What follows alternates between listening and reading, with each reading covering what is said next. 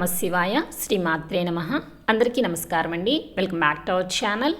ఈరోజు ఈ వీడియోలో 2025వ సంవత్సరంలో కార్తీక పౌర్ణమి ఎప్పుడు ఏ తేదీన వచ్చింది, పౌర్ణమి గడియలు ఎప్పటి నుంచి ఎప్పటి వరకు ఉంటాయి, నదీ స్నానాన్ని ఏ సమయంలో చేయాలి, కేదార నోములు సత్యనారాయణ స్వామి వ్రతాలు ఏ సమయంలో చేసుకోవాలి, పూజ చేయడానికి శుభ సమయాలు ఏమిటి, అలాగే ఈ రోజున ముఖ్యంగా 365 దీపాన్ని ఎప్పుడు వెలిగించాలి, ఒకవేళ ఈరోజు వెలిగించడం కుదరని వారు మరలా ఏ రోజుల్లో 365 దీపాన్ని వెలిగించవచ్చు, అలాగే ఈ రోజున జ్వాలాతోరణాన్ని ఏ సమయంలో దర్శించుకోవాలి, దర్శించుకోవటం వల్ల కలిగే ఫలితాలు ఏమిటి, జ్వాలాతోరణం యొక్క విశిష్టత ఏమిటి, మరెన్నో విషయాల గురించి ఈ వీడియోలో అయితే వివరంగా తెలుసుకుందామండి. వీడియో మీరు ఎక్కడా కూడా స్కిప్ చేయకుండా మొదటి నుంచి చివరి వరకు అయితే చూడండి. కార్తీక మాసంలో వచ్చే కార్తీక పౌర్ణమి చాలా విశేషమైనటువంటి రోజు అండి. ఎందుకంటే ఈ రోజు అటు శివునికి విష్ణుమూర్తికి ఇద్దరికీ కూడా ప్రియమైన రోజు. ఈ రోజున దీపం వెలిగిస్తే మనకి ఏదైనా తెలిసి తెలియక ఏదైనా పాపాలు చేసి ఉన్నట్లయితే ఆ పాపాలన్నీ కూడా హరించుకుపోతాయండి.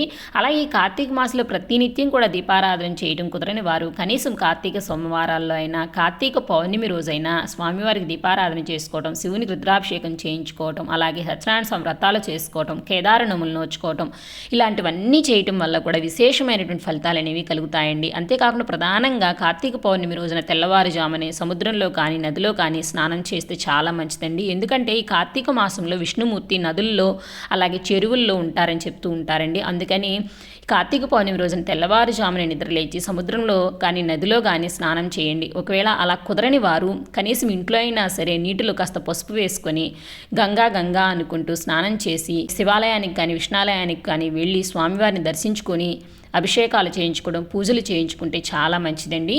ఇంతటి విశేషమైనటువంటి కార్తీక పౌర్ణమి సంవత్సరం ఎప్పుడు ఏ తేదీన వచ్చింది, పౌర్ణమి గడియలు ఎప్పటి నుంచి ఎప్పటి వరకు ఉన్నాయి, పూజ ఏ సమయంలో చేసుకోవాలో ఇప్పుడైతే తెలుసుకుందాము.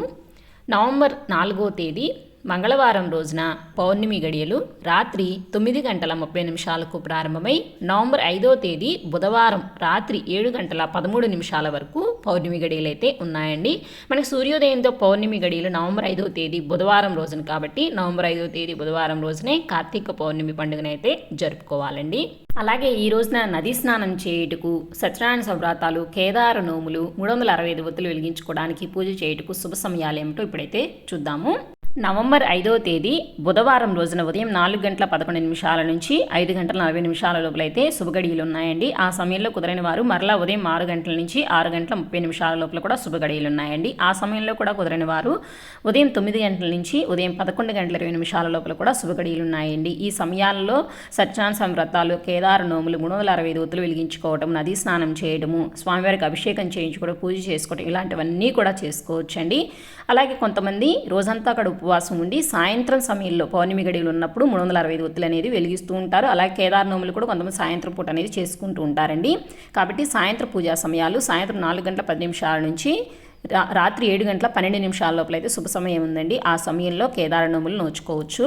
అలాగే పౌర్ణమి గడియలు వెళ్ళే లోపలే ఈ పనులన్నీ కూడా పూర్తి చేసుకోవాలండి. 365 ఒత్తులు వెలిగించుకోవటం, వ్రతాలు నోములు చేసుకోవటం ఇవన్నీ కూడా పౌర్ణమి గడియలు మనకి సాయంత్రము 7:13 లోపలే ఉన్నాయి కాబట్టి ఇవన్నీ కూడా పౌర్ణమి గడి వెళ్ళే లోపలే ముగించుకోండి. అలాగే ఈ కార్తీక పౌర్ణమి రోజున రోజంతా ఉపవాసం ఉండి సాయంత్రం 365 ఒత్తులతో కూడిన దీపాన్ని అయితే వెలిగించాలండి.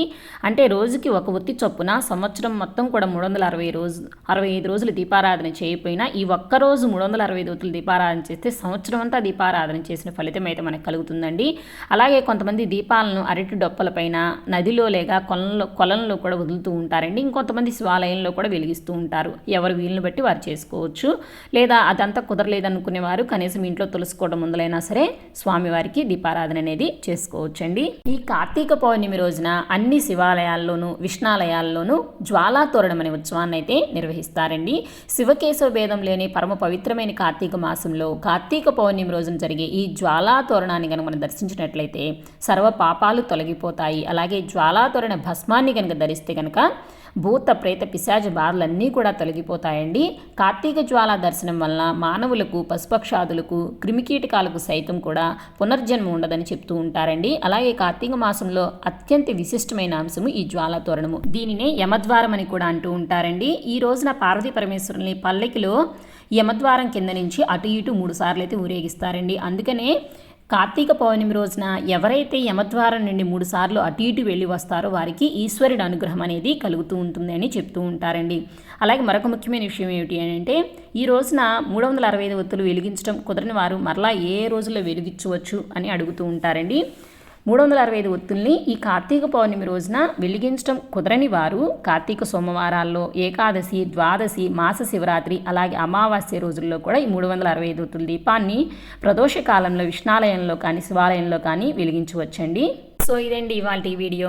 ఇంక ఈ వీడియో మీద మీకు ఎలాంటి సందేహాలు ఉన్నా కూడా నా కామెంట్స్లో అయితే పోస్ట్ చేయండి. ఈ వీడియో మీకు నచ్చింది, యూజ్ అయింది అనుకుంటే ఒక లైక్ ఇవ్వండి, మీ ఫ్రెండ్స్ అండ్ ఫ్యామిలీ మెంబర్స్కి షేర్ చేయండి. రానున్న కొత్త వీడియోస్ కోసం మన ఛానల్ని సబ్స్క్రైబ్ చేసుకోండి, పక్కన ఉన్న బెల్ ఐకాన్ కూడా ఆన్ చేసుకొని ఉంచుకోండి. మరొక మంచి వీడియోతో మళ్ళీ కలుసుకుందామండి.